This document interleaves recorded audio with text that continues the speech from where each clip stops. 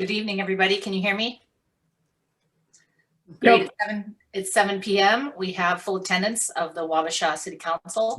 And I'll call this evening's March 2nd meeting to order. And we'll begin with the Pledge of Allegiance. I pledge allegiance to the flag of the United States of America, and to the republic for for which it stands, one one nation, under God, under God, indivisible, indivisible, with with liberty and justice for all. Play ball. Thanks, everybody, for being prompt. As you know, we have a big agenda tonight. Do we have any guest speakers? If you have never been a guest speaker before, I don't see anybody who's unfamiliar, but if you have not, all you need to do is unmute yourself, which is there's a red slashed microphone icon in the lower left corner of your image on the gallery view, and you just click that button to unmute yourself, and then just announce your name and your residence for the record, and then feel free to share comments with council.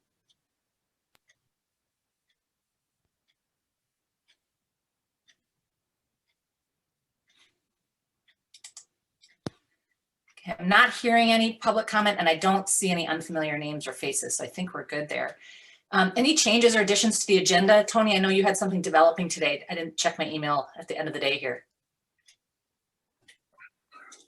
Yes, Mayor, I'd like to add a 10.8, and that would be the discussion on the purchase of the used jet vac truck for the Utility Commission.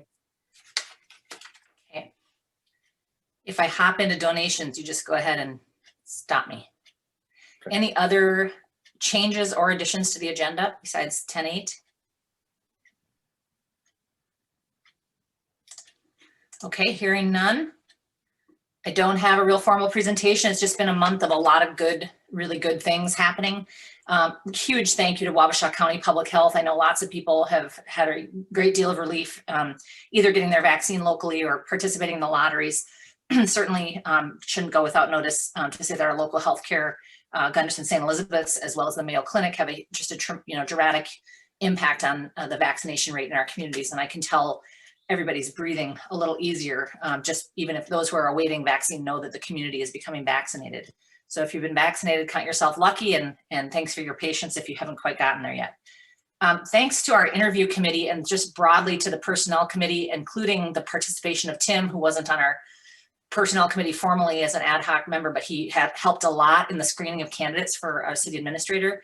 And John, who was and just had other requirements that just kept him from participating more recently. But thanks to Jeff Sulla, Wendy, Tony Johnson, and Brian Woodley.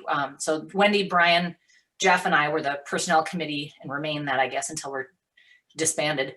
And Tony and Wendy joined us for interviews, as did Jane Glander from the Police Commission and Con Walters from the Port Authority. That was a lot of work. And I think we have good news to present tonight later on in the agenda. Thanks to everybody who made Grumpy Old Men a success, even this very, very unusual year. I think there was a lot of nice activity. I know there was a tremendous amount of activity down by the marina, ice fishing, thanks to the businesses, thanks to the Chamber of Commerce. And even, there's some things that I forget about that we have to be happy about in our city, including library activities during Grumpy Old Men. So there was a local author presenting her new book. Laura Fredrickson authored On the Shortest Day. If you haven't seen it, it's really beautiful. Anybody who's from or now lives here, I think will find it really moving. It's appropriate for children or children at heart. Let's see. Thank you to the city for making the city look so wonderful with this little bit of decent weather. The city looked great in time for Grumpy Old Men. I know that's not always an opportunity that you get, but I have this thing where right when Grumpy Old Men is over, I just want it to be spring.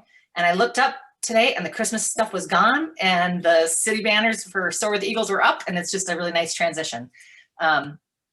For those who are paying attention to the email on the League of Minnesota Cities events, you might notice that their annual conference is virtual this year. So if you hadn't noted that, it's June 23rd and 25th if you need to start planning your summer. And then I also noticed that a survey came out. If you don't receive it, maybe let me know and I can send you the link, I guess. The CGMC sent a survey out related to people's comfort level with in-person meetings. I can tell they're trying to ramp up what would usually be their offering of education and events in 2021. And then it's very exciting that SOAR with the Eagles at the National Eagle Center is able to, they've been able to create programming that has a lot of appeal. It's online programming. The center, Meg will correct me if this is wrong, but the center is open at 25% capacity. So SOAR events are to expand capacity online this year. So it's called SOAR differently. Go to the National Eagle Center's webpage. There's 4 weeks of online programming. And there's Facebook Live content for kids and adults and lots of different opportunities. So if you're a local person who hasn't been able to be a part of the Eagle Center programming lately, maybe take a look and see what's available, since there's still kind of limited events available to us. And thanks to the sponsors for that event that make it possible. Many of them are local. I think that's all for me. Oh no, the library too, just to shed a light on their programming, still has some great winter programming. Like I said, they were able to have a live author event with limited kind of reservation capacity.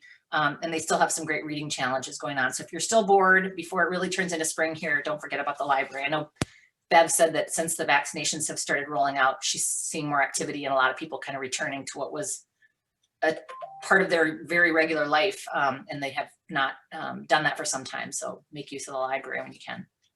That's it from me. For committee reports, I'll start with Tim, if that's all right. Tim, what's going on in planning?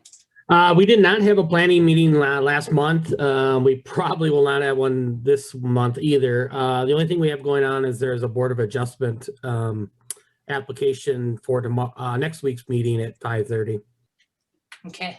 John, there has been Port Authority activity. What can you tell us from the Port Authority? I think you're muted still. That's always helpful, right? Not very good at lip reading myself. Anyway, so Port Authority did meet last month on the 16th. Quite a few things. Regular business, we paid bills.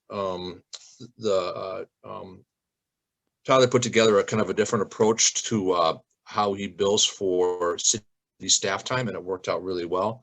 And we'll play with it and see how it goes, and work with the new administrator and see what their thoughts are with it before we can make something solidified and going forward with it. A couple of general business items. We had a discussion with the Coffee Mill ski area.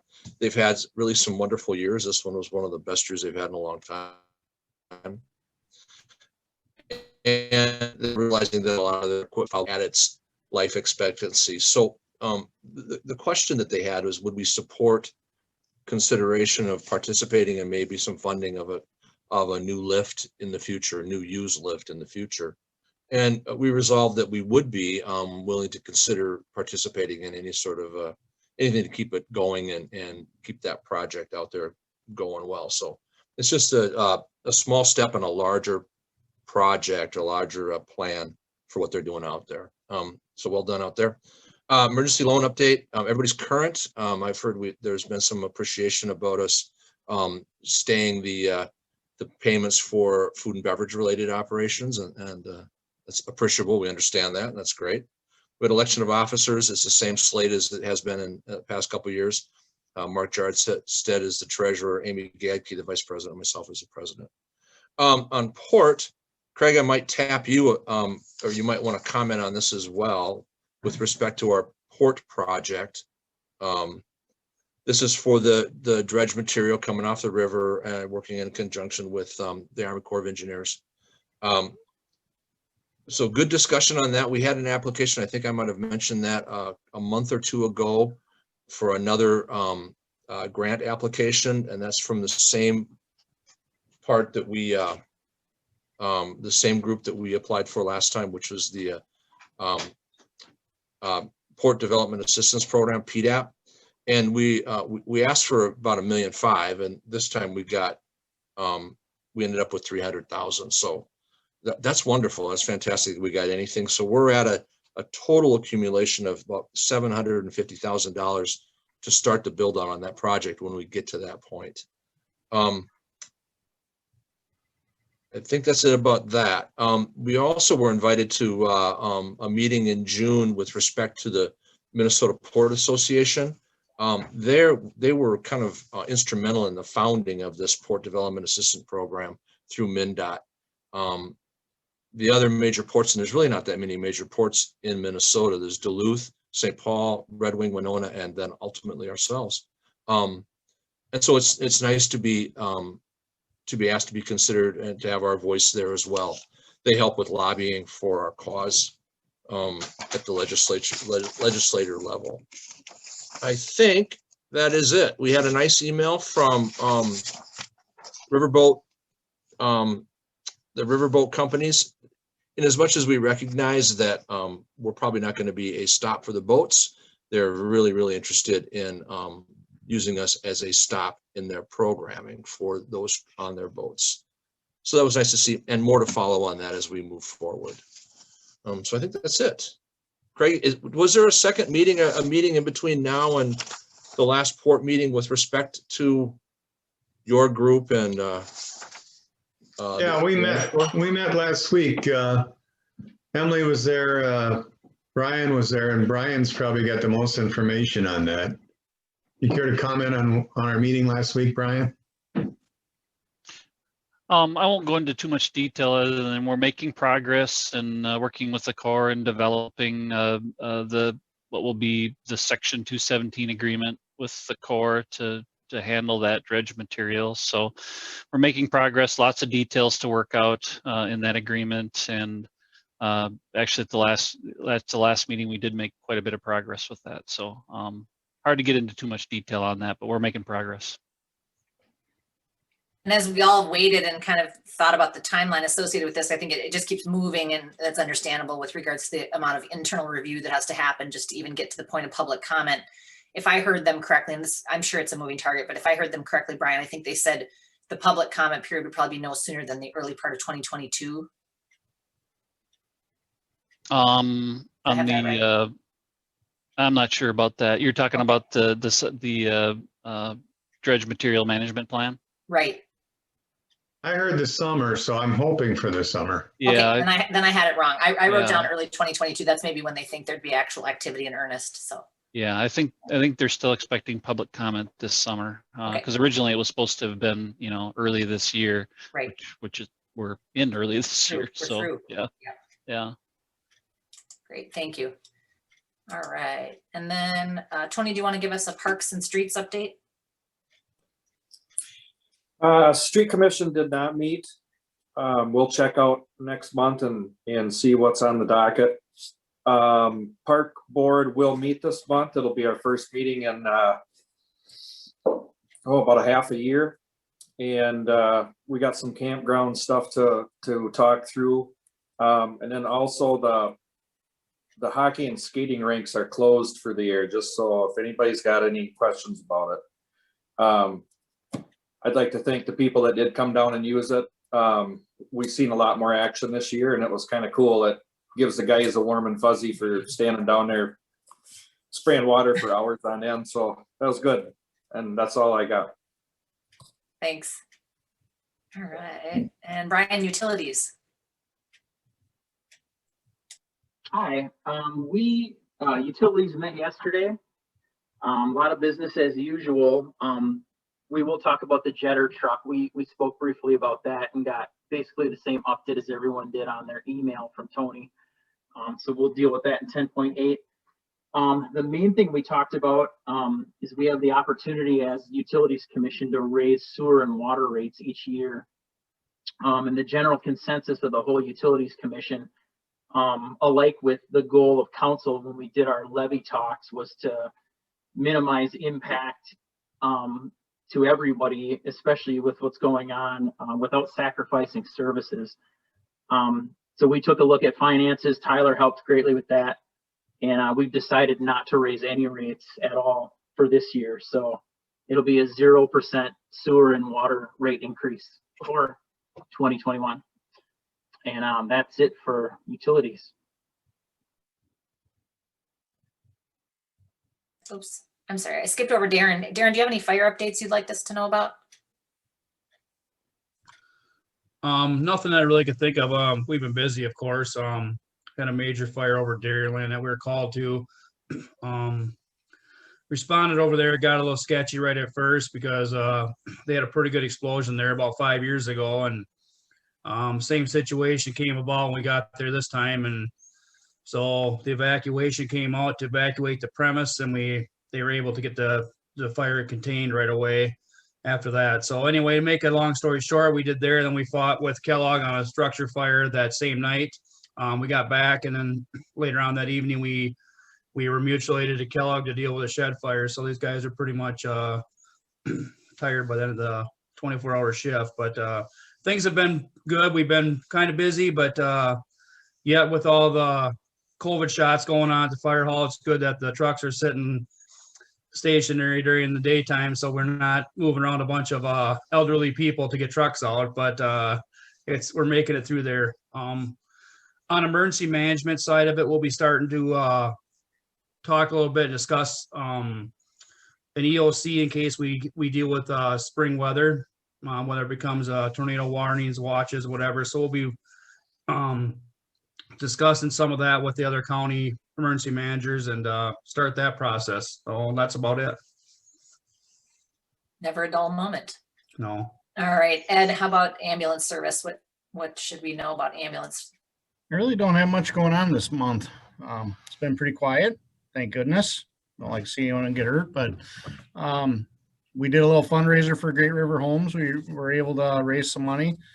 It got really, really cold that night, but it worked out well. We had someone spray us with water, and we all froze like icicles to raise a little bit of money for Great River Homes and the Rotary. So for the most part, we don't have a heck of a lot going on. So that's about all I really have. If you, just for future reference, if you guys get hypothermia, who helps out? Is that a mutual aid situation? That's why we only have four members. Yeah, I So saw the other 20 can help out. Good. All right. Any other announcements broadly or good news? All right. In lieu of an administrator's report, I'll take any report from City Hall that you'd like us to have. I know there's a lot of context for some of these agenda items, but if there's anything in general that you just want to announce, go ahead. Good. I see them shaking their heads. They're telling me it's in the agenda. See how long of an agenda we have? All right, we'll get to it. So in the consent agenda, we have Darren Shealy to the park, nominated to the park committee, which I'd be very happy to make happen. Darren has, as you know, has a landscape background, so that'll be a great asset. Approval of the regular February 2nd City Council minutes. We have the League of Minnesota Cities liability coverage waiver form. You probably looked at that with staff's recommendation to not waive the monetary limit on municipal tort liability. We have the fire contract breakdown that we were awaiting from the townships. We have the March warrants. And then we have the Fire Relief Association bylaws, which were reviewed and unchanged, but they wanted to officially recognize that those have been reviewed. Do we have a motion to approve the consent agenda? I'll move. I'll second. I believe that was Tim with the first. And then a second from Brian. Great. And then we'll take a roll call vote. Excuse me, any discussion? Laura?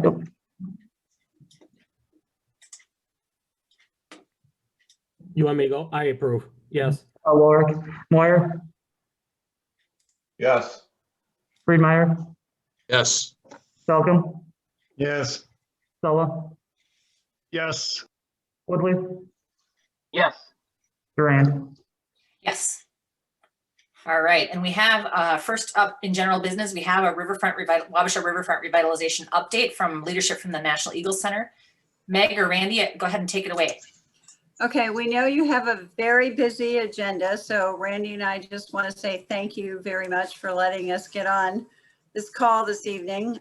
What we thought we'd do this evening is just give you a really quick overview of where we are, how we're moving things along, our partnerships, and then come back to you at the next month's meeting and give you more details, schematics, updates, and progress reports.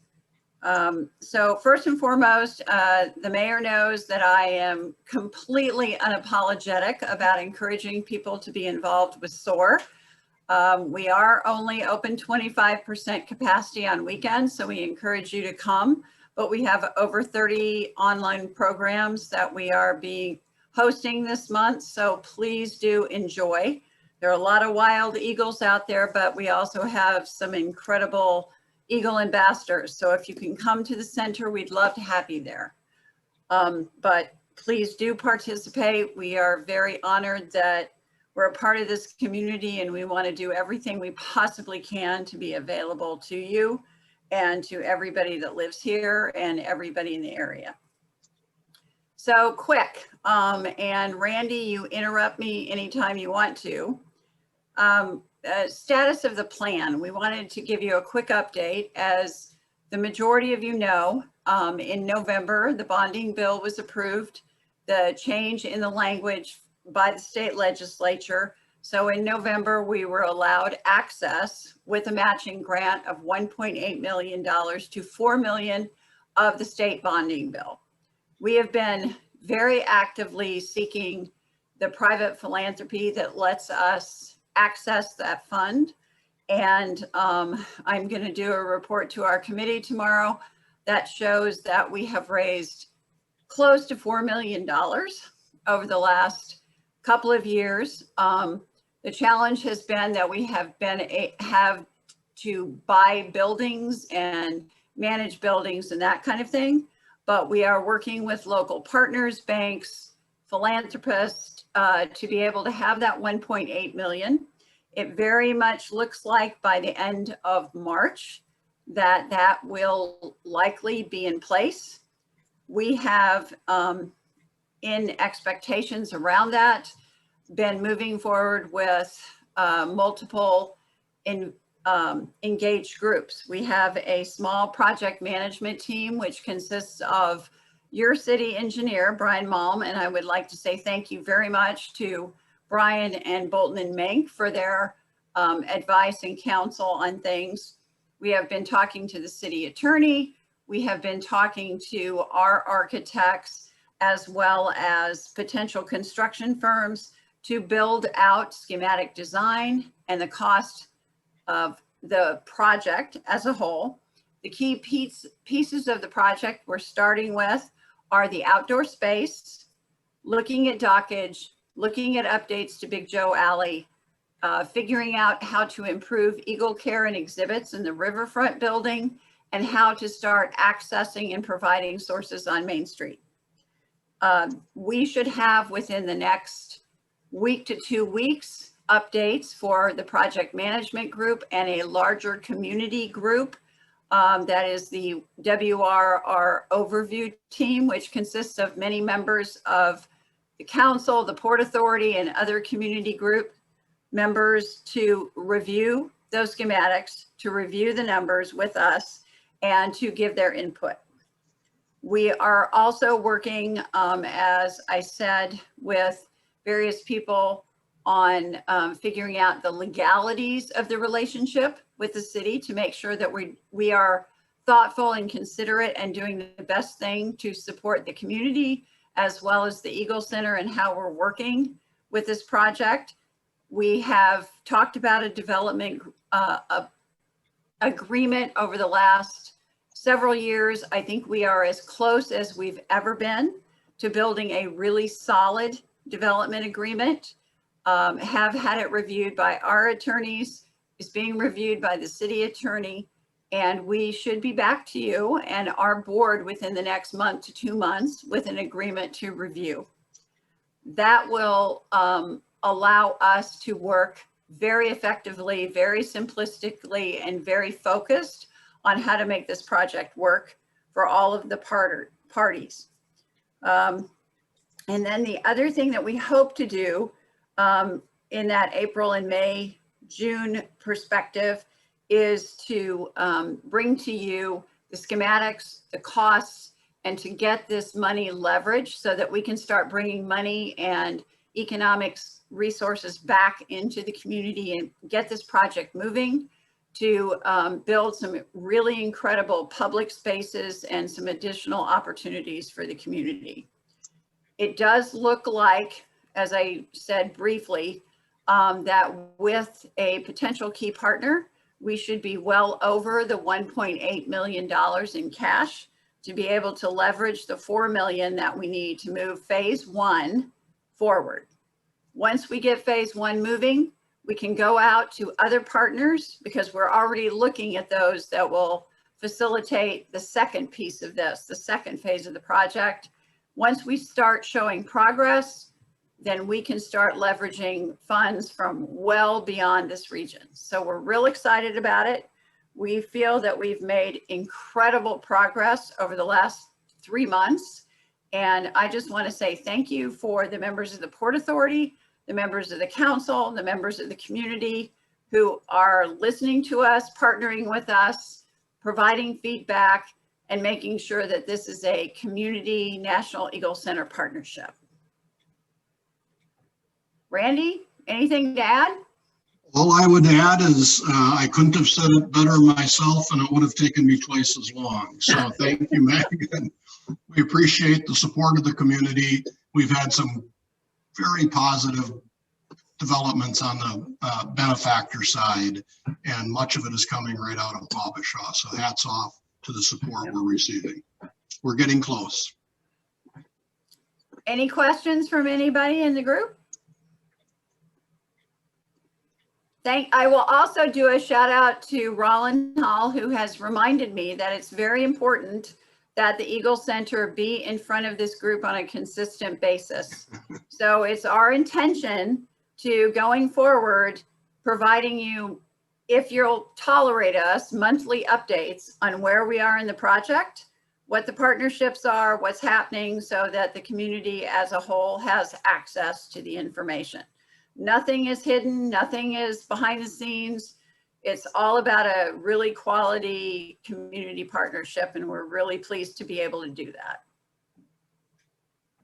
Yeah, and thank you, Meg. Even knowing we had a big agenda, I just wanted this to be part of the current update. There's so much advancement happening, and I know even as a board member, it's hard for me to keep track because there's progress made between board meetings, obviously. And John and Brian and I found ourselves kind of getting the city's attorney up to speed with the real spirit of the project. And when I realized we needed to do that for him, I thought, well, we just need to do that for all of us routinely, because there's just a lot happening. So thanks for all your leadership. Thanks to you, Randy. We appreciate it. Thanks again, everybody. You certainly don't have to join us for the rest of our agenda. It's a big one. Thank you all. Bye-bye. Great, so that's just an update, no action required. Speaking of Brian Mullen, we have the local road improvement program, the LRIP, to take a look at, and I think Brian can give us a good summary, although we have one provided in writing as well. Brian, what would you like to share?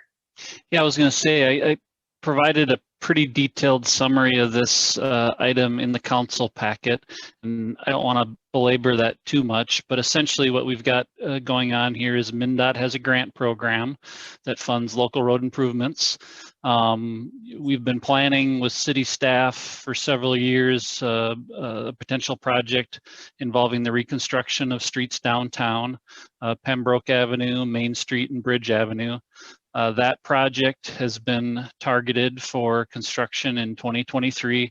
It's been included in your capital finance plan update. I think the last time that was done by Mike Bubani for you and presented to council was back in 2019. There was a large infrastructure project included in that capital finance plan for the year 2023. That project fits the criteria for this grant program very well. Grants are of up to 1.25 million are available for projects like this, and we think it's a great opportunity for the city to try to capture some grant funding for a needed infrastructure improvement downtown. There are a lot of details that need to be worked out on that project. Obviously, a reconstruction project of that type downtown is going to require some significant planning, some significant public involvement with the businesses downtown and the potential impacts that a construction project like that would have. As you can see in the summary, the total estimated cost of that project is $5.7 million. It does involve construction along county state aid highways, so Wabasha County would be a project partner there and a funding partner. There are still details to work out on what the cost split would be, and we've been working on that, and we'll continue to work on that over this next year with your new city administrator and working with the county engineer and the county board. All that being said, again, this is a great opportunity to capture some of the funds that were set aside by the legislature in the bonding bill that was passed last fall. This project fits very well. And I guess we would ask the council's support in submitting an application for that grant funding for this project. Does require, the program requires, just because of the funding through MnDOT, it requires that the county be a financial sponsor. County's agreed to do that and provided a resolution of support to that effect at their last county board meeting. Any questions I can answer for folks on the project So or the Brian, grant application? does this program, or has the county talked about turnbacks of those streets from the county to the city? Yeah, that's been part of the discussion, is those streets being county state aid highways, as well as Second Street extending out to Hiawatha. The reason those are county state aid highways is I think were originally part of the trunk highway system through town, and when MnDOT rerouted the highway outside of town, those transferred down to the county.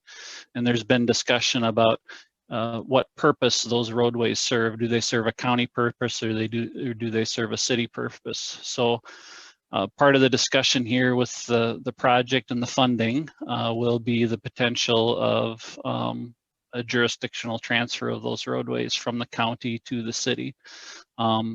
If that happens, we'd want to make sure that if the city does take over jurisdiction of those roadways, that you're taking over jurisdiction of infrastructure that isn't a huge maintenance liability in the future. And that's why we're talking about a full reconstruction of those roadways, and really the utilities underneath the roadway. The roadway is what we see above, but you know, some of the infrastructure that's beneath those roadways, the water main, the sewer main. Some of the water main we think is, you know, it's over 100 years old in some of those locations, and the sewer is well past its useful life. So yes, that's been in the discussion. Okay, thanks. Thanks for that, Craig. Any further questions for Brian? Otherwise, we have a resolution before us with several whereas clauses, essentially outlining what Brian said. We would be resolving that the city council would support the reconstruction of Pembroke County State Aid Highway 65 from 4th to Grant Boulevard, to Main Street, Trunk Highway 60 to Main Street, County State Aid Highway 58, Main Street, blah, blah, blah. Exactly as Brian outlined, it's in the resolution. The city council would hereby support the city's pursuit of the local road improvement program funding. And as Brian stated, we would seek the support of Wabasha County to act as a financial sponsor, which sounds like is a requirement. Do we have a motion to adopt this resolution? I'll make motion this evening. I heard Dean, and then I heard a second, but I didn't catch who it was. Yeah. Jeff, I have it first from Dean Moyer. I have a second from Jeff Sulla. Any further discussion? All right, Brian, thanks for taking care of a lot of the details for us in that written statement. That helps clarify everything before we have to convene. All right, hearing no further discussion, we can take a roll vote.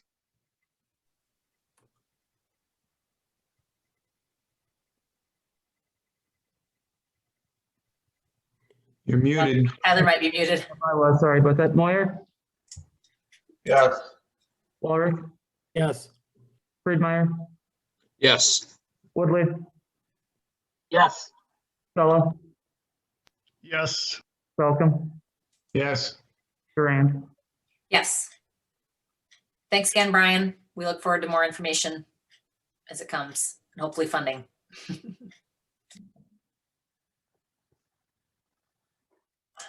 I don't know why I keep muting and unmuting myself. It's a bad habit. So on the next agenda item, we have with us Karen Ducharme from Semtra. Our item is looking at the Small Cities Development Program grant. As you probably recall, in February, I guess just about a year ago, February 4th of 2020, City Council held a public hearing and discussion on program guidelines and funding availability and individual eligibility and fiscal impacts. We at that meeting approved a resolution for the application and development of an agreement to implement the Small Cities Development Program. And so Karen has provided us an update with the program packet and a significant amount of action that she'll, I'm sure, explain for us.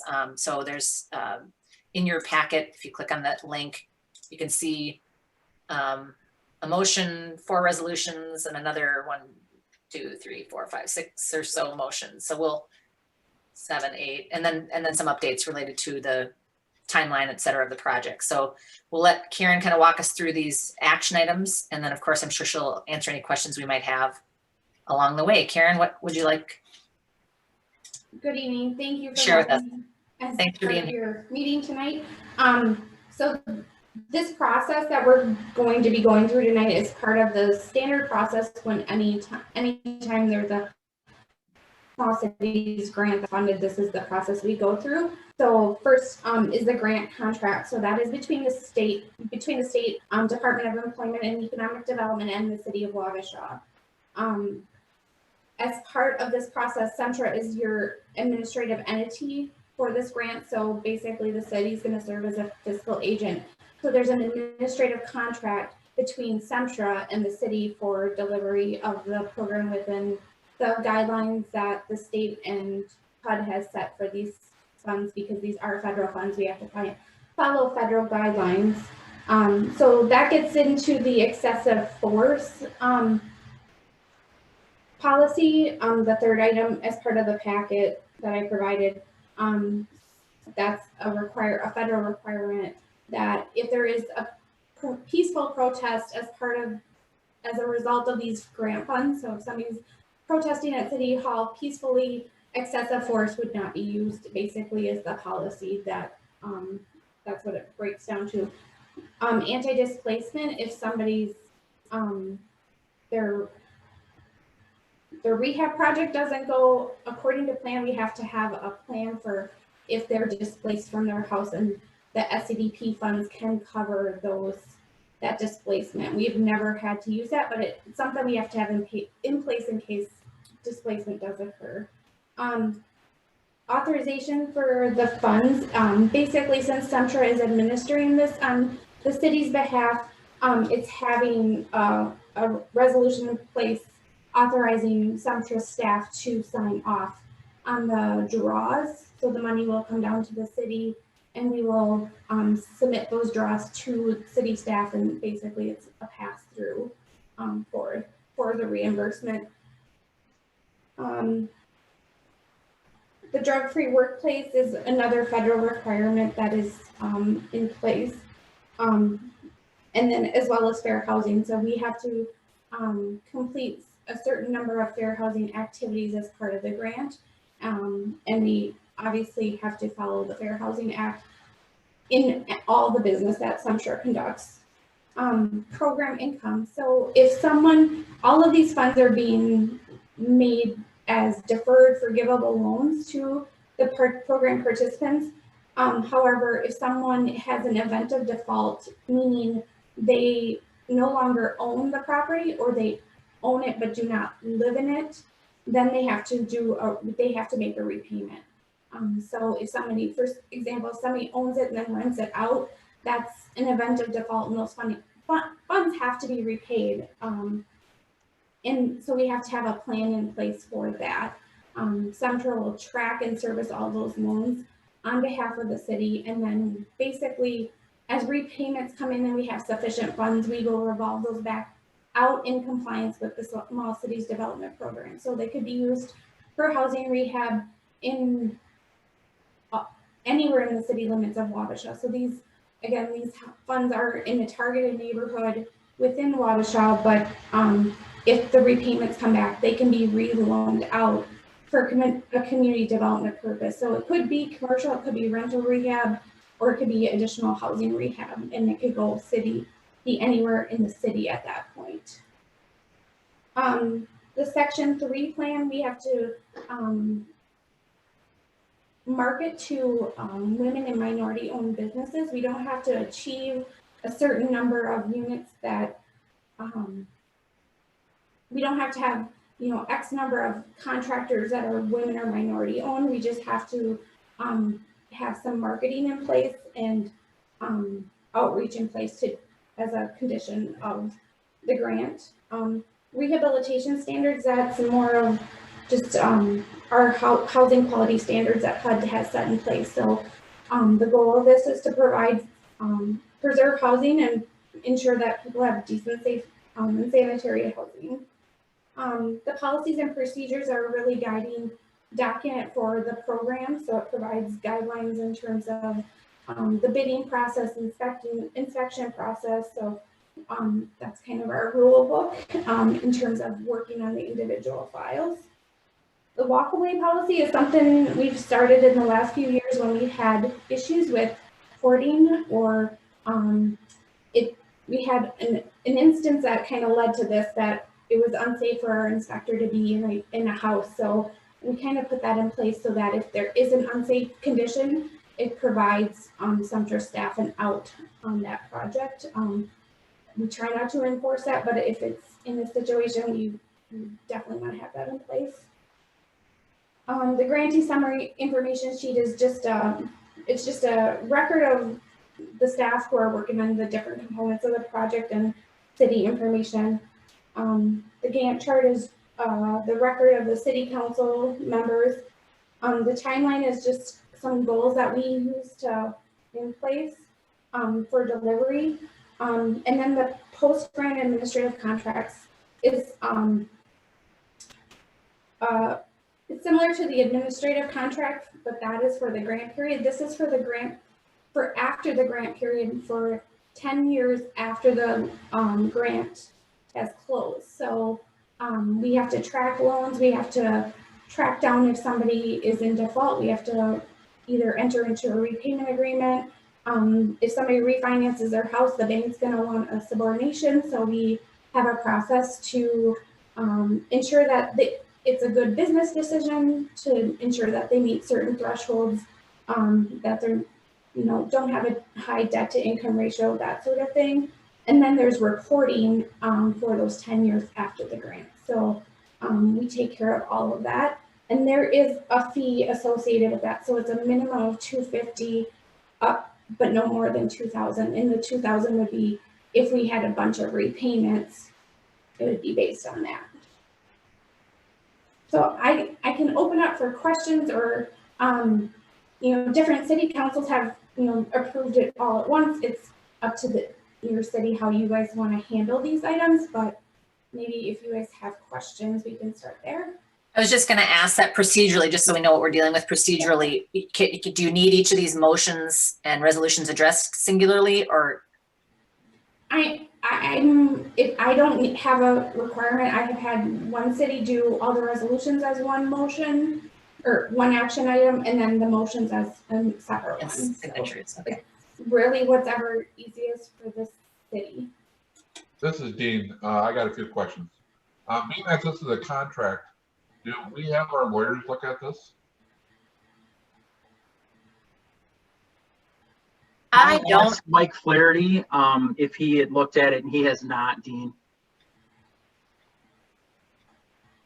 Because it concerns me a little bit. I mean, I know Karen, and I know she does a very good job, but we usually have a city administrator and our lawyers look at these contracts and stuff.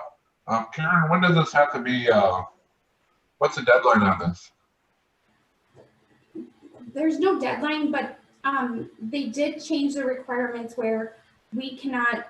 In the past, we've been able to bid on get projects up and running to get them prepared, so that when we had all the contracts and documents in place and the environmental review done, that we could actually have projects already in construction. They've changed that kind of last minute on me in just kind of an informal conversation, saying that, nope, you should have all that in place now, and before you can work on any projects. So there's been just kind of a little reverse. The environmental is being finalized and will be put out for comment period in the next couple weeks. The sooner we can start, the sooner we can get rehab projects going. Would it be possible to, for me to make a motion to accept this based on the feedback of our city attorney reviewing it? That's fine with. Oh, maybe you weren't asking me, Dean. Yeah, I looked at this, and there's an awful lot of resolutions and things. This is some 60-some pages long. And most of it, I'm not quite sure what we're looking at, but what we're looking at, as I understand it, this is rehab rehabbing buildings around the city. Is that right? For those at or below 80% of the county median income. Okay, and is there any city liability in this? Well, it is the city's grant, but you're turning that responsibility through the administrative contract over to Semtra to administer this. Well, if something goes wrong, is the city liable? I guess that's what I'm wondering. That's the question for the attorney. That's why I think an attorney review would be worthwhile. I know it's a delay, but this kind of came on us really fast. We didn't know it was coming. I didn't know it was coming. So that's what my idea is, that I think we should at least run it by the attorney. I agree with that. I mean, if you just look at this last administrative contract, Karen just mentioned 10 years duration, but the contract basically says it just goes annually forever. There's no 10-year term limit. I have more concerns than just attorney review as well. With a lot of the language and a lot of the things in the contract and in the resolutions as well. There's a lot of language restricting, and requirements of who the city hires and who gives preferential treatment for projects. And I don't like that we're not able to hire people that we want to hire for projects. Local companies are the most qualified people to do the jobs. So that language bothers me. I have several things that I earmarked in the contract. The excessive force policy, I'm not even sure, it's a resolution, civil rights policy. I'm not even sure what this has to do with this grant. And I think it's unethical that the state or federal government inserted this as a requirement that we have to pass in order to get grant funding. I think our officers have enough integrity to uphold state and federal law, which is what this is. They don't need a separate motion from city council to do that. Another thing is the relocation assistance. Karen kind of explained that, so I understand it now that the funds from these grants will help with relocation. At first I was concerned the city is on the hook if something were to go wrong. We're responsible, we're charged with moving people around and accommodating families. And I don't know if we want to be in that business to do that. Part of the contract that was specifically between HRA and the city, in part 17, it looks like Semtra themselves are paying salary costs to employees, overhead, mileage, things. So all this grant money is not just going to rehabilitating houses for people, it's actually funding the administration for it. So that was a concern of mine. And then there was one other thing that, another resolution, the 08-2021, the city of Wabasha is giving Sempra's accountant and executive director authorization to sign reimbursement payments. I'm not so certain we want to hand over that authorization for reimbursement payments to the city. And then also that we are responsible for administrative fees between $250 to $2,000 for this. So just a couple things that I found in there that I have concerns with going forward. But definitely attorney review would be good to have. I think I'd appreciate an attorney review as well. Karen, when's the last time we had this program in Wabasha? I know it's been used quite a lot. So the last one that Wabasha was part of that was a joint city was in 2007, and prior to that was 2000. And how many units do we rehabilitate for applications do we have? In the 2007 one, it was I believe there was about 7 properties within the city of Wabasha. And then the 2001, there was 19 houses, 5 rental units, and 19 commercial buildings that were rehabbed. It's definitely been a benefit to the city residents, but some of the legalese in this new document I haven't seen before in the past, and that makes me nervous. So that's why I would like our city attorney to at least take a look at it. And my question again is, can I make a motion to approve it with, based on our city's or city attorney's recommendation, or should we just have her come back? Dean, I was just thinking about that. I think from a timeline standpoint, knowing how busy our city attorneys are, I'll probably take them till the next meeting to do that anyway. It'll be in time for our agenda packet, but not much sooner. So you're welcome to make that motion, or you can, or we can request Karen to come back and have that full review occur. I guess the comment I would make, and maybe I'm a little jaded having worked on federal funds for 10 years of my life, but you know, these are federal policy. This is a mandate from the federal government. You know, if we're going to use federal funds, we don't get to pick and choose which policies we adhere to. That's kind of my understanding of it. This is, you know, need to be adopted in order to be in line with the grant contract and the grant agreement. And the other piece I'll say is, you know, we should, no matter what the attorney says, we should expect Centra to be having costs associated with salary because they're the administrators of the grant. Remember, the city's the fiscal agent, but we're not tasking city staff to administer this. We're tasking our HRA, which has the authority and the expertise to do so.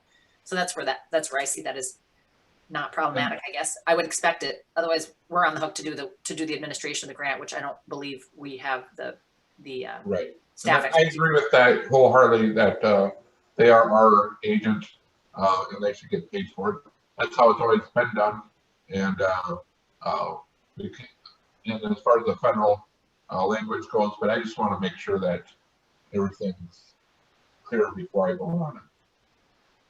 Yeah, I think our attorney's probably seen this since they deal with other cities. They've probably seen this in other places too, so they should be able to go through this without a whole lot of problem. But I'd rather wait until our next meeting to hear back from this, so we have time to digest what the attorney says, and then take this up at the next meeting. That's my feeling. I'll make a motion to table this until the April meeting. Second. And we have a second from Jeff. Any further discussion? All right, we'll take a roll vote to table this until the April regular meeting agenda. Solo, Yes. Woodley, Yes. Falcon, Yes. Friedmeier, Yes. Moyer, Yes. Walrick, Yes. Durant. Yes. Thank you, Karen. We really appreciate your time and outlining this for us. So everybody, I can tell council's given it some thought, and I agree. I hope that like Craig said, our city attorney will be familiar. They serve many municipalities. I'm sure they've got a recent small cities block grant that they can think of and reference their prior analysis. All right. Anything further on this item? Otherwise, Karen, you two do not need to stay for the rest of this long agenda.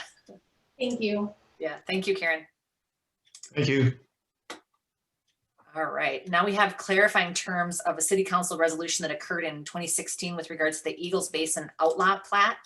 And I think I'm just going to feel like this will come most authoritatively from Wendy. Wendy, do you care to speak to this just so people have context from where it came from and some may remember it?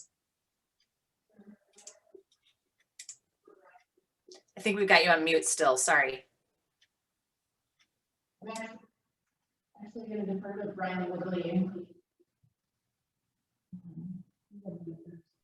I think you just said defer to Brian Woodley, if I heard that right.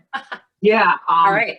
Thanks, Brian. I was intimately involved in this from start to finish, so I can just give you a quick summary of what happened. We had Eagles Basin. It didn't fill like we had hoped it would, and so actually it was the former administrator of Centra, Joe Wheeler, was trying to do something creative with the back half of Eagles Basin that was undeveloped and didn't have utilities installed. And as part of that, We had to remove it, all the covenants, and then essentially replat all of those really small lots into very large outlots so they could be repurposed. And I think I was on planning or council, I don't remember. But as part of that, there was connectivity roads from Pierce Avenue that the city wanted to maintain that connectivity as part of that replatting. That was a sticking point. It was a condition of the approval.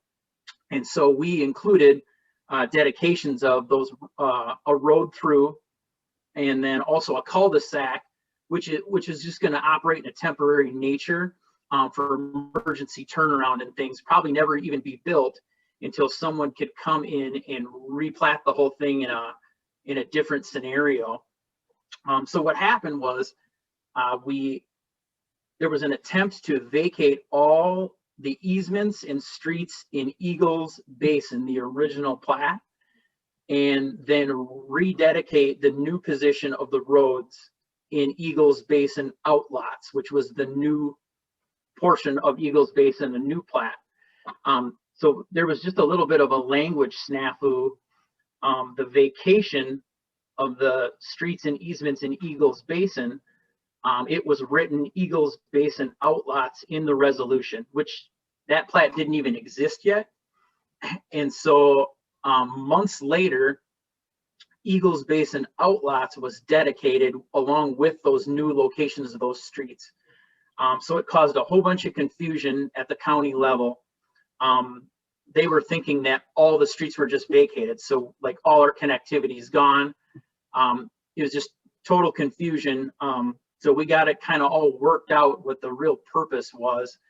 And between the recorder and I and staff, we decided a clarifying resolution would be appropriate, so that there's no mistake that we do have connectivity through there going forward.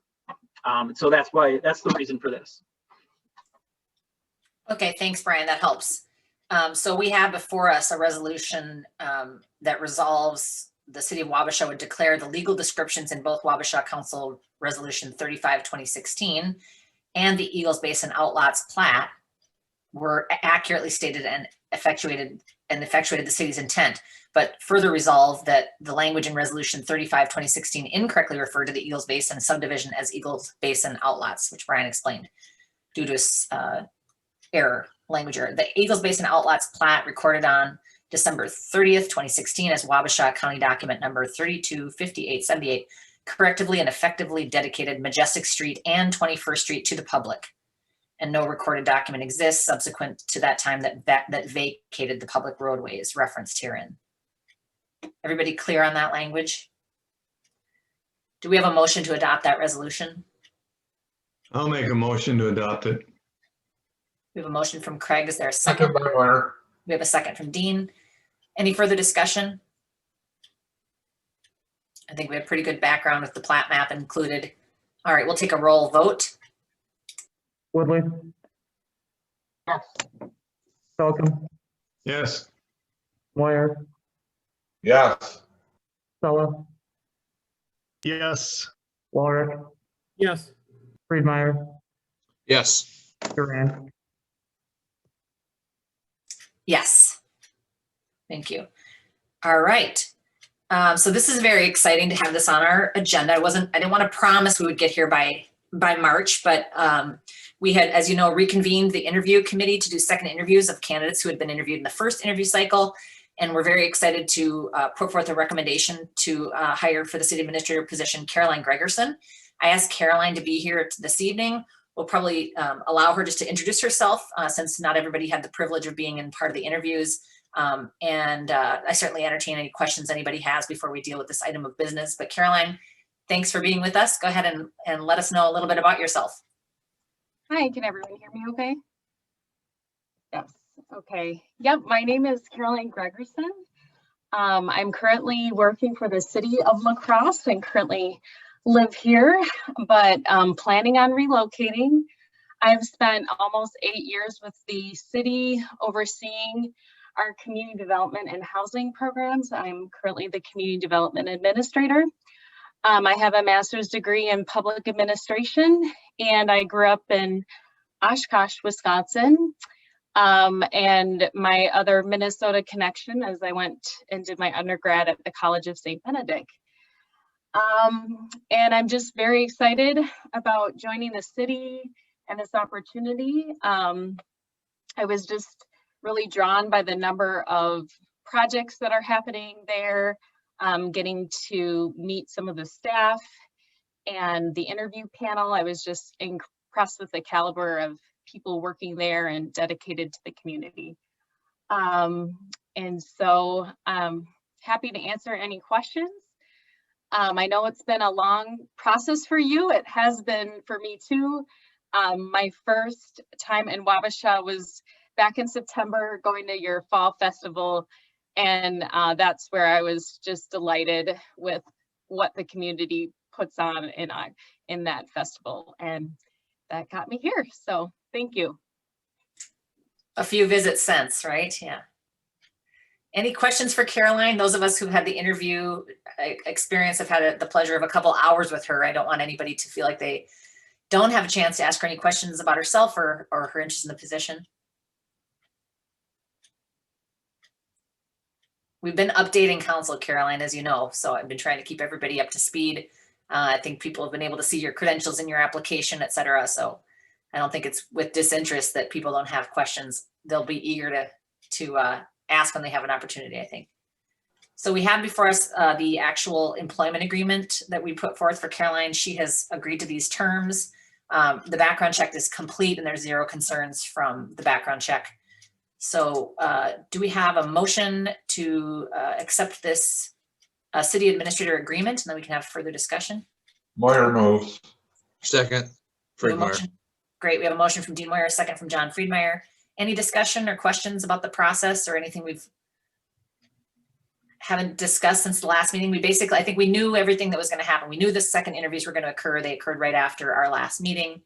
And so now it's just been a process of working with the attorney. Thank you to the attorneys to help us move this agreement back and forth until it met the city's objectives and met Caroline's needs.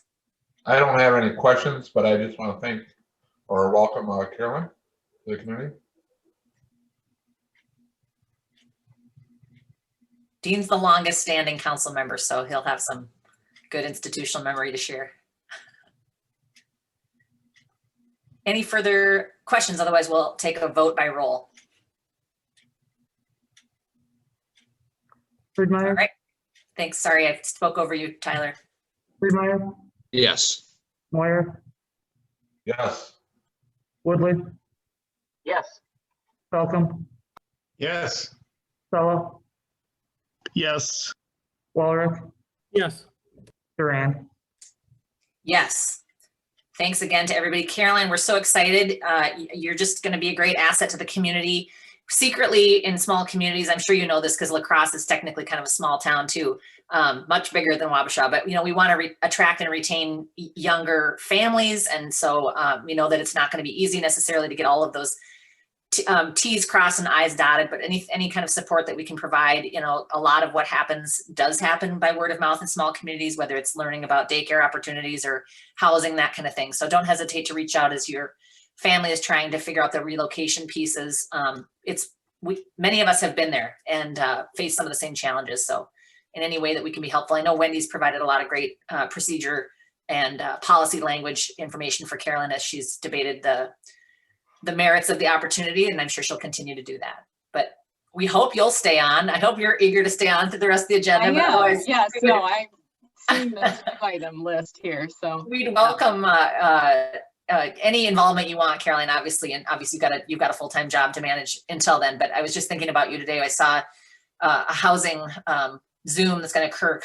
Wabasha County is going to participate in a housing development in Lake City, and so I sent it to Wendy and Tyler just to get it on their radar. And I thought, well, if this were official, I'd be sending it to you too. So I'm sure there'll be lots of things that come up in the next month, and don't hesitate to reach out as they do.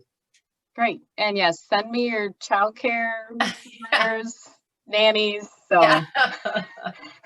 But thank you for all the help so far in making different arrangements. Yeah. Welcome. All right, very good. That's exciting news, long awaited. All right, so our next item is the brush dump contract, which Tony has kept us appraised of in the last year. Tony, share with us what you would like to see as action tonight.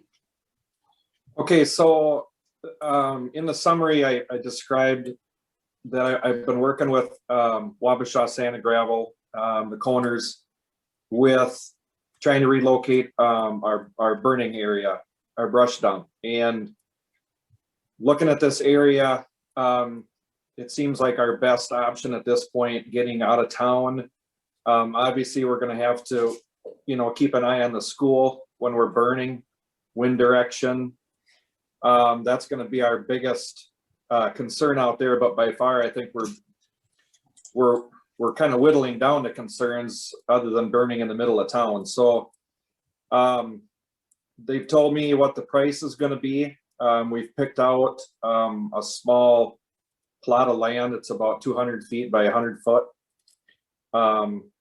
And I still haven't decided yet, as I put in the email in the description, if we want to try and retrain everybody to go out there to use the brush dump, or if they want to deposit it at our facility, and then a few times a year or monthly, we take a couple truckfuls out there. I'm almost tempted to kind of start that way and see how it goes. And then surveillance out there is going to be somewhat tough. I had it closer to the highway to begin with, and then the Coners wanted it back further. So that kind of screwed up my Wi-Fi camera system. It was going to be connected to the water and sewer plant. So the only thing that we have not worked out yet is some rewording of the insurance between the League of Minnesota Cities and the Coners. And I think what I talked to the city attorney this afternoon, and basically it was explained to me that when we're doing this, he hasn't seen very many leases that the cities do with property owners. He said it's kind of not done a lot. So he said, make sure that we contact the league. And then we went through our city insurance rep. He went to the league. We got a recommendation back that basically what Sand and Gravel wanted to do is kind of omit themselves from being responsible for any workman's comp claims that might arise from that small area on the insurance. And the league said that they do not recommend that, nor can we do that. I believe it was some state statute.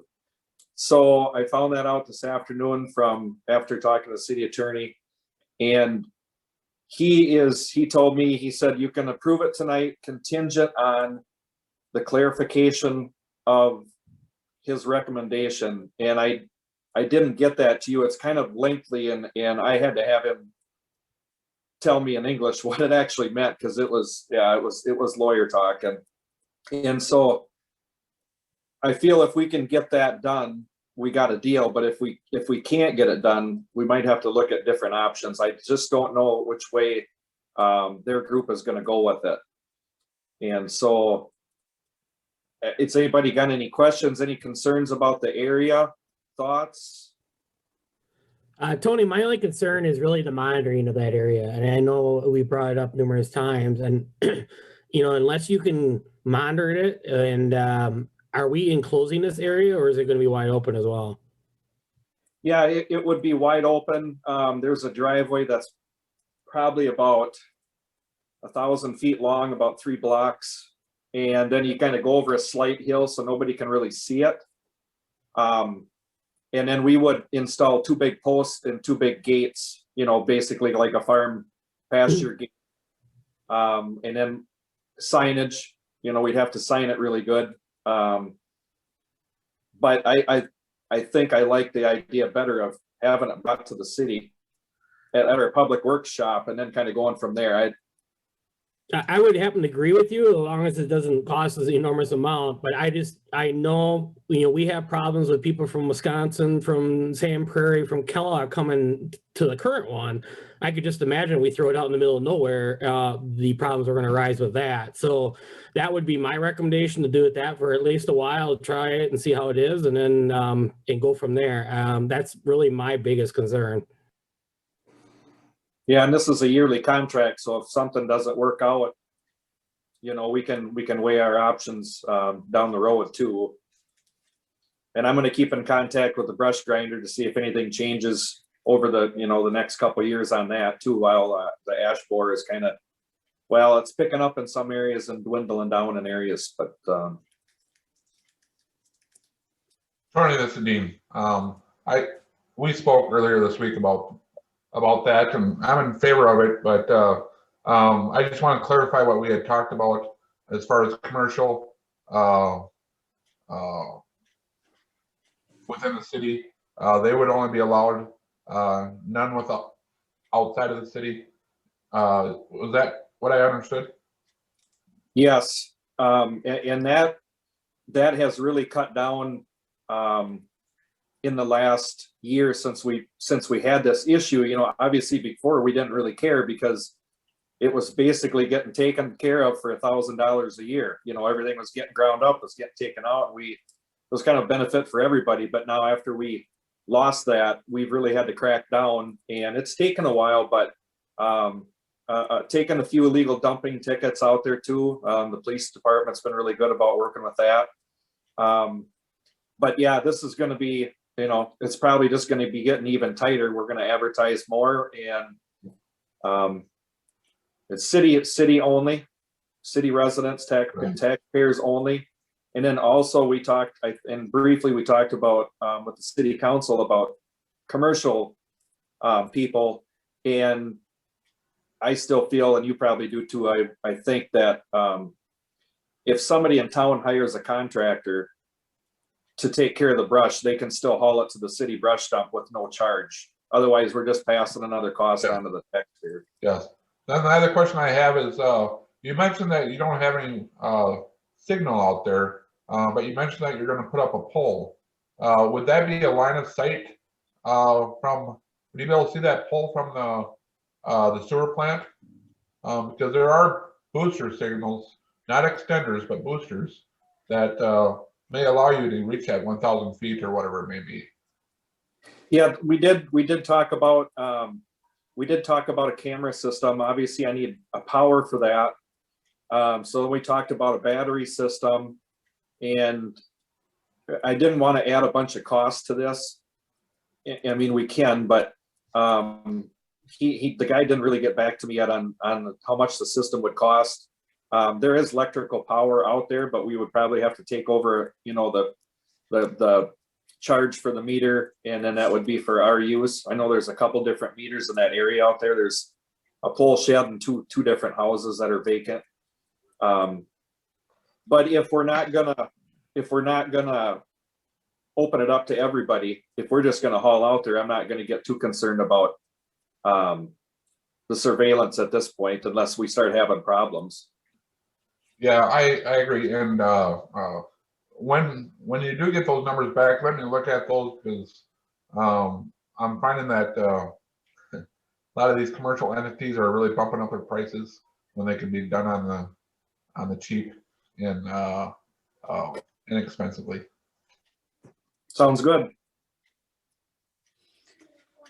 Tony, question for you about what's your typical burn season? Well, we're sort of new to that. It all depends on how much is brought in, obviously. Sure. That's going to be kind of a tough question to answer without going through it for a year. But yeah, I was talking to the corners, and I said, we burn probably 2 or 3 times a year, and they were thinking monthly. But I kind of know more about what comes in. And if I'm going to burn monthly, that's going to take up some man hours, probably take a fire truck out there. So I would consolidate it to where it's fiscally feasible to do it, instead of every month running out there for a 2-hour burn, dragging everything out there. You know what I mean? Yeah. So. Yeah, I mean, I think it would be remiss, given my healthcare background and sort of a mom platform, to not say that I do not want, a lot of concern suddenly around burn during school time. We still have, that's still, I think second to dental caries, it's the most prevalent disease of childhood. So, asthma is real. Everybody's kind of, really heightened their awareness around that with COVID. So I wouldn't want to have a first burn year get people really concerned that there's no, acknowledgement of when it is a good and not a good time to burn. I know you guys handled that as the best as you possibly could with the site in town, and some of it you can control and some you can't. But that my recommendation would obviously be just to condense it if possible, to especially when there's not, preschool, pre-season athletic practices and stuff like that. I don't know if that's realistic because it's wet well into the spring and summer, but I guess this is the year to try to figure that out. I think Darren and I talked about it too, because it could possibly work out with fire training. And maybe I don't know, Darren, if you're still on, maybe we do it on a Saturday a few times a year. Maybe, I don't know, it's kind of new for us, but. Yeah, I think we can do that. I mean, we definitely could go up there, and especially if it's a pretty good pile or whatever, we could burn that in one night, have one huge burn and knock it down pretty quick. So I don't see an issue with that at all. We could definitely make that happen. Yeah. It's going to be trial and error, but we're going to do the best we can with the wind direction and, like you say, school. And that's my biggest concern is the school and their air handler units. That's what the hospital had. It pulls air in from outside, so it kind of got a hint of smoke in there, and they were not happy. So. Right. It's the kind of thing that when you smell smoke, you think it's going to get worse fast. It's just, I think it's human nature to have that reaction, even if it doesn't get worse. But all right, thanks, Tony. So you have before us some action. We can resolve to accept this contract contingent upon the clarification of the insurance language with the city's attorney. All right. Do we have a motion to that effect? I'll make it. I'll second. We have a motion from Jeff. We have a second from Tim. Any further discussion? Okay, we'll take a vote by roll. Welcome. Yes. Moyer, Yes. Friedmeier, Yes. Walrich, Yes. Woodley, Yes. Sella, Yes. Duran. Yes. Tony, we'll roll right into your next agenda item, the new plow truck discussion for 2022. And we got a great written description of this need as well. Okay, so going back to, so we have three main plow trucks. One is a small 1-ton dump truck, and then the two they're the bigger size, like the county, Wabasha County and MnDOT ran. And the biggest one we bought new in 2007, and that cost was $185,000, and then subtract off the $25,000 trade-in value we got. So that was the last major plow truck purchase that we made. And this other one that we're looking at doing is a 2001, 20 years old. When you look at the mileage, it's low, but it's pretty hard miles, 44,000 miles, but that's a lot of trips around town over the years. The engine hours are getting up close to around 5,000. That's kind of a good number that a lot of contractors use for hours on their diesel engines for possible looking at rebuild or trade-in. We did talk about the hydraulic lines, and we actually found some more that were cracked, and we would include that if we were going to keep the truck and stick more money into that. But we chose at the time to just replace the ones that we needed to, obviously. And then the hydraulic controls, I've been working with a company up in the cities, and we're trying to get parts. That has not worked out. So basically what we got to do is take a circuit board up there to see if we can have it repaired. And I'm not too hopeful on it, but I mean, it could happen. They weren't very hopeful on it, but they said they'd sure take a look at it if we bring it up there. If we replace that system, we're looking at around 15,000 just for that system, and 15,000 is a lot of money, but it's pretty elaborate with all the hydraulics and controls and solenoids, and it's quite the process that they put into that. So I was looking at the age of the truck, the engine hours, and what we'd have to stick into it, and it got me thinking about our investment for the future. So that's kind of where I'm at. I didn't want to stick a lot of time into it without getting your approval to dip into some information. Doesn't mean that we're going to do it for sure, but any thoughts, questions, ideas? Yeah, can you check out the state contract, what they want for a single axle plow truck? For the new purchase, right? Yeah. Yeah, that's what every time we do, we go from that. So I think the trade-in, I'm kind of hoping that like Greenfield Township, if they want to look at a decent truck and stick some money into that, I know that they have talked about that they're looking for a truck. So maybe we'll get maybe we'll get some trade-in from them on this one or not, if it happens, but it's going to take 9 months to a year. Sorry. Yeah, when is this scheduled to be replaced in the capital improvement plan? 2022, I had it in there for an amount of 200,000 just to cover my butt. And with COVID going on, I got to start a little ahead of time because it's taken 9 months to a year versus taking 4 to 5 months, maybe 6 tops. Any further questions? Otherwise, we have staff recommendation to have council approved the design and pricing of a new 2022 single axle plow truck similar to the one we're replacing. So we could entertain that motion. I'll move. Second. We have a motion from Tim and a second from Craig. Any further discussion?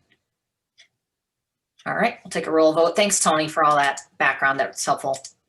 We got one more. Don't forget me. Yeah, we won't. I won't. I made a little Post-it note. All right. Okay. Stella, Last. we'll take a Sorry. roll. We got to take roll on this. Yep, Stella, Yes. Woodley, Yes. Friedmeier, Yes. Falcon, Yes. Walrick, Yes. Moyer, Yes. Durand. Yes.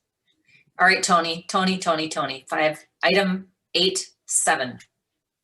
Excuse me, 10-8. Go ahead. So we've been working with the Utility Commission and Pat Mueller, that runs the water and sewer, about replacing the old jetter trailer that you've probably seen a million times around town. I believe it's early 80s model, and they've rebuilt it numerous times. And now the water tank, we've patched it probably over the last 4 years, and the tank is getting rusted out. So we need to move that piece of equipment down the road. Trade-in value is probably going to be $500 or $1,000.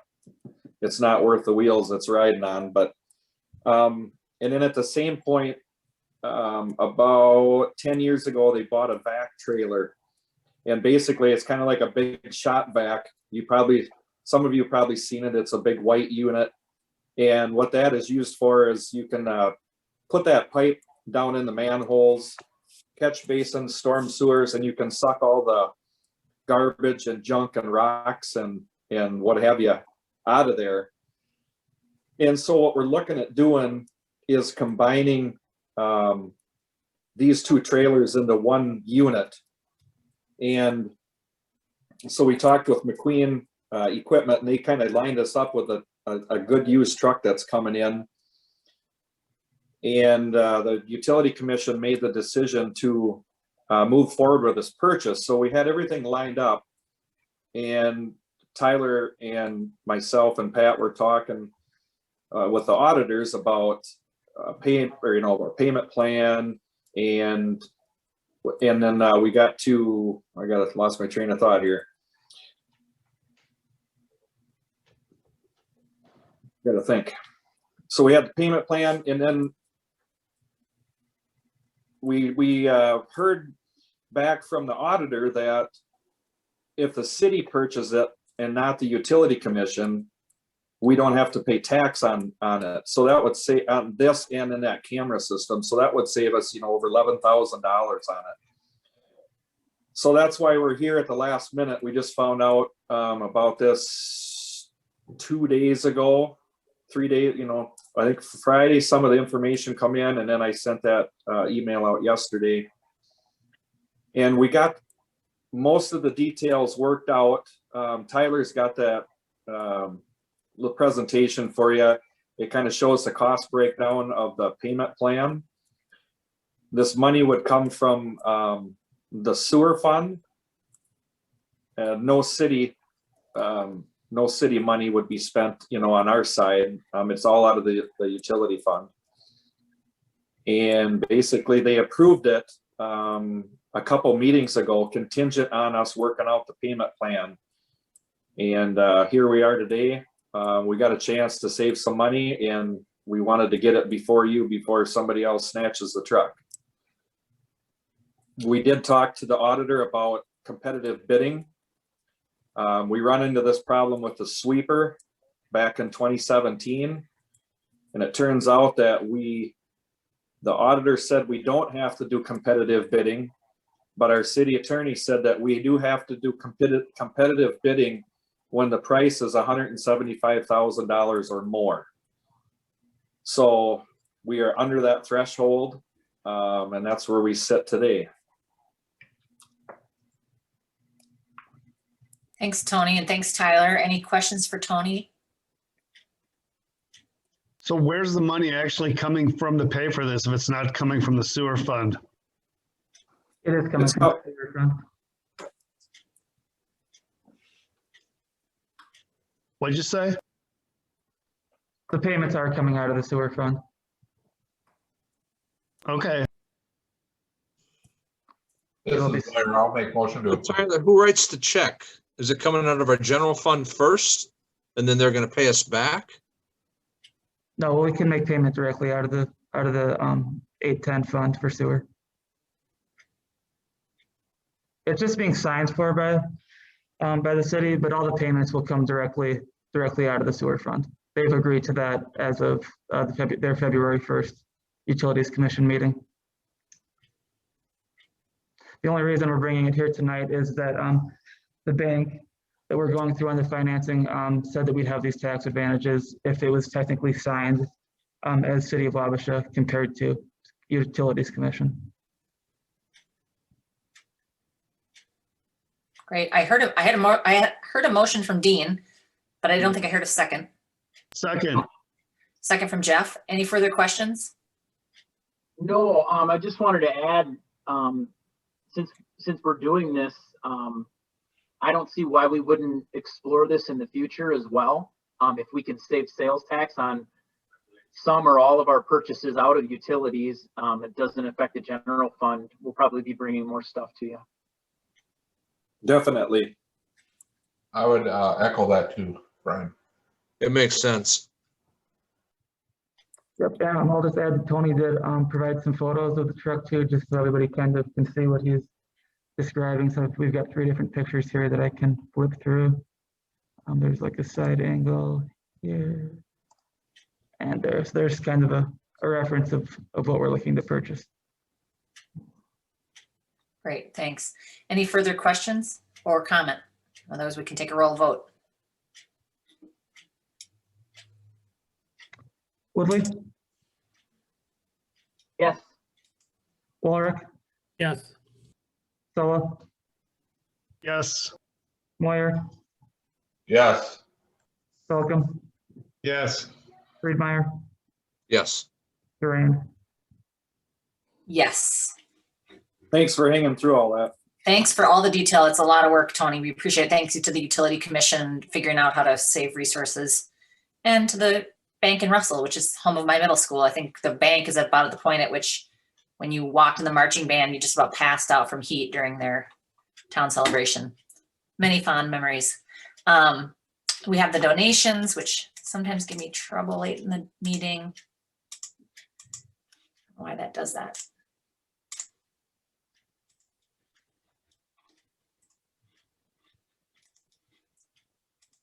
I got it here. All right, so we have a resolution on the donations, and then I won't forget there's an announcement afterward before we have a resolution to adjourn.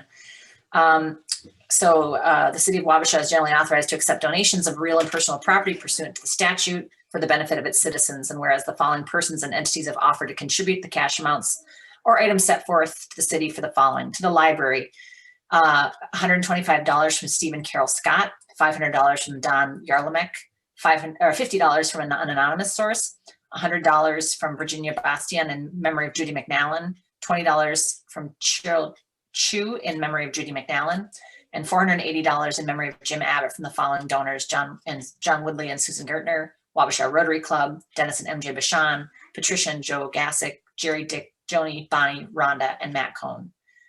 We would accept a motion to accept the donations. I'll move. Second.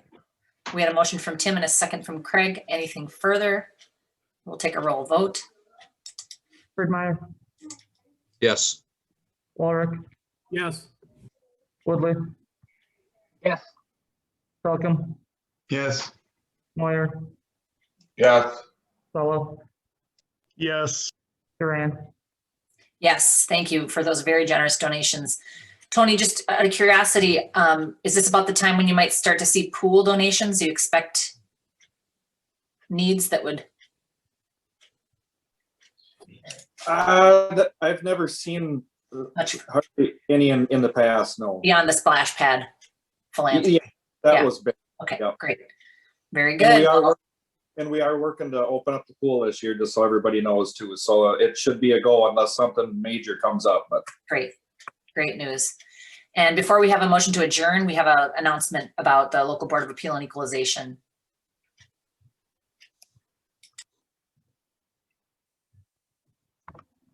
Just that we have it. Can you hear me? Yep. Here, you have a mic. So the local board of appeal and equalization is set for Thursday, April 22nd, 2021 at 6 till 6:30. Virtual this year. Last year, I think we held it in person at the city hall.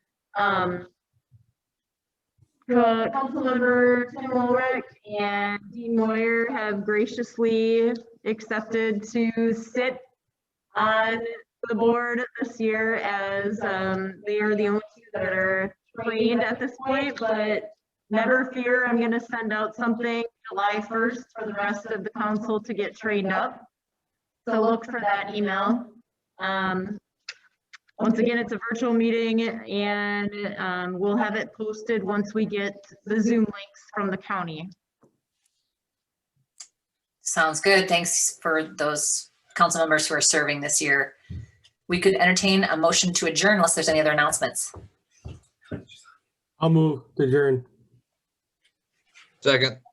Thanks, Tim. We have a motion from Tim and a second from John, and we'll take a roll vote. Thanks, everybody. I knew this would be a long one, but it wasn't extreme. So we really appreciate all the business that city staff have done and everything we could advance tonight. We'll take a roll call vote. Solo, Yes. Moyer, I suppose, yes. Woodley, Yes. Walrick, Yes. Birdmeyer, Yes. Falcon, Yep. Duran. Yes, thanks, everybody. Really appreciate it. Have a good night. Thanks, everyone. Aye. Good night. Good.